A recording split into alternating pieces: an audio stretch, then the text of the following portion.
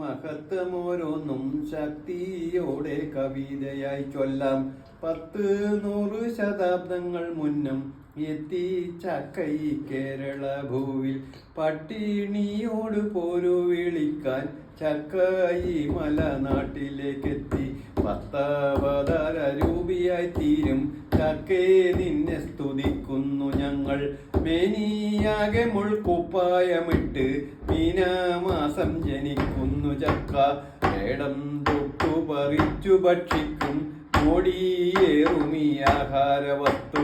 തേൻ ഭരിക്കനൽ തേൻ പഴച്ചക്ക പേര് കേട്ടാലും ഈ നീരിറക്കും.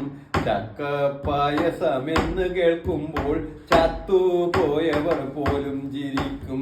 നാളൻ വെക്കാം അവിയലുണ്ടാക്കാം, ജലീലൊന്നു വിരുന്നിൽ വിളമ്പാം.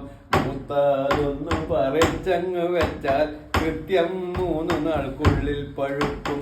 കൃത്യമായി പഴുത്തിങ് വന്നാൽ സത്യം നാട്ടുകാരൊക്കെ കൊതിക്കും.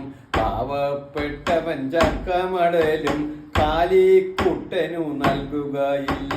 മന്ത്രി തിന്നും, മജിസ്ട്രേറ്റ് തിന്നും, ലണ്ടൻ പാസുള്ള ഡോക്ടറും തിന്നും, MP MLA മേയറും തിന്നും, MBBS തിന്നും, മേനോൻ തിന്നും, അധികാരി തിന്നും, നാനാജാതികളൊക്കെയും തിന്നും. പണ്ട് വിശ്വാമിത്രൻ തപസ്സിന് പോകെ വീണ് ചക്കയൊന്ന വഴി വക്കിൽ. വാരി അടിച്ചോളകൾ താടി രോമൻ മുളഞ്ഞീരിലായി. പണ്ട് കണ്ണ മഹാമുനി പോലും 2 ചക്ക പഴുത്തത് തിന്നും. ചക്കക്കായിരം മെച്ചമുണ്ടെന്നാൽ ശക്തിയായ പരാതിയും കാണും. ചക്ക പായസം വെച്ചത് മൂലം തെക്കേ നിന്ന് വയറന്നളകി. ഉച്ചക്കിന്നൊരു 3 പ്രാവശ്യം പച്ച വെള്ളം കണക്കയിളകി. അച്ചു വൈശ്യം കൊടുത്ത ഗുളിക പച്ച ഇഞ്ചി തന്നീരിൽ കുടിച്ചു. പാറു പെണ്ണിന്റെ തൊണ്ടക്ക് ചക്ക തോണ്ടി പറ്റിയിട്ടിട്ടു നാളായി. ചക്ക കങ്ങു കയറിയ ചാത്തു ചെട്ടിയാൻ ഇന്നലെ താഴത്ത് വീണ്. ചക്കക്ക് വേണ്ടിയാണ് ഈ രക്തസാക്ഷി.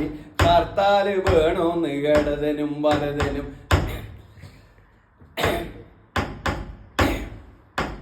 പ്ലാവിയിൽ 5-6 ചക്ക വിരിഞ്ഞ് ഇതാകെ കണ്ണേറ് കൊണ്ട് കരിഞ്ഞ്.